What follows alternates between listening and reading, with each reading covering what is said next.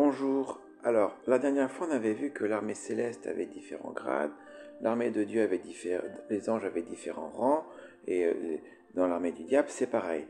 Dans l'armée de Dieu, on avait vu qu'il y avait les trônes, les dignités, les dominations et les autorités, et dans une prochaine séance, j'expliquerai un petit peu les quatre. Mais d'abord, j'aimerais revenir sur un point auquel on m'a posé des questions. Est-ce que les mauvais esprits ou les démons sont des anges déchus? Alors, ce qu'il faut bien comprendre, je rappelle que initialement, Dieu avait créé des anges, ils étaient tous à son service, mais que lorsque un chérubin, donc qui est devenu le diable, a chuté, il a entraîné avec lui un certain nombre d'anges, des hauts gradés, des moins hauts gradés, et ils sont tous devenus ce qu'on appelle des anges déchus. Maintenant, les anges déchus et les mauvais esprits c'est pas la même chose. Ils ne sont pas de la même nature. Initialement, un ange n'est pas fait pour aller dans un corps. Un ange déchu n'est pas forcément intéressé pour vivre dans un corps humain ou dans un corps animal. Alors qu'un mauvais esprit, c'est avant tout un esprit désincarné. Un mauvais esprit, c'est un esprit qui a grandi, qui s'est développé dans un corps, qui à un moment, le corps est mort, le mauvais esprit est sorti de ce corps et il recherche à nouveau un logement où habiter. Voilà, on peut lire un passage, c'est dans Matthieu chapitre 12, versets 43-45. Il est écrit « Lorsque l'esprit impur est sorti d'un homme, il va par des lieux arides cherchant du repos et il n'en trouve point. Alors il dit, je retournerai dans ma maison d'où je suis sorti, et quand il arrive, il la trouve vide, balayée et ornée.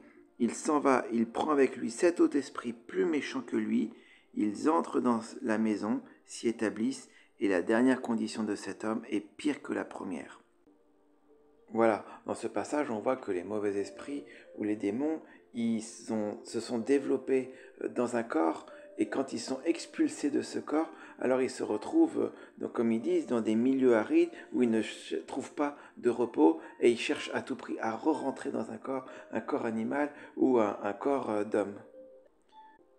Alors, quelle est l'origine des démons ou des mauvais esprits? Alors, il y a plusieurs théories. Je ne vais pas expliquer en détail les deux théories, mais je vais juste les expliquer très rapidement.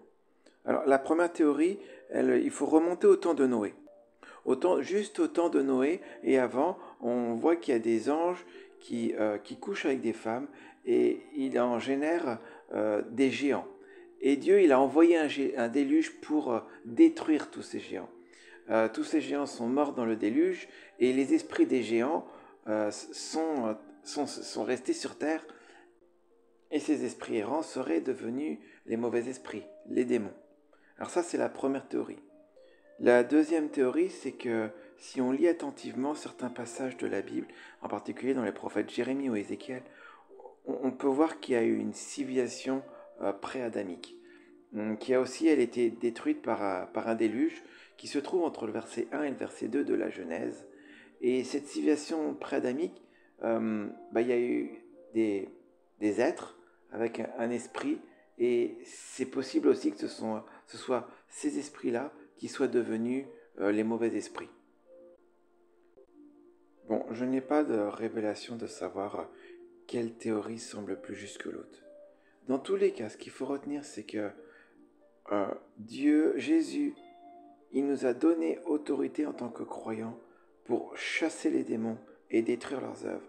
Il ne nous a pas donné autorité pour chasser un ange déchu, mais il nous a donné autorité pour chasser les démons et détruire leurs œuvres. Voilà, je vous souhaite une bonne journée et à très bientôt.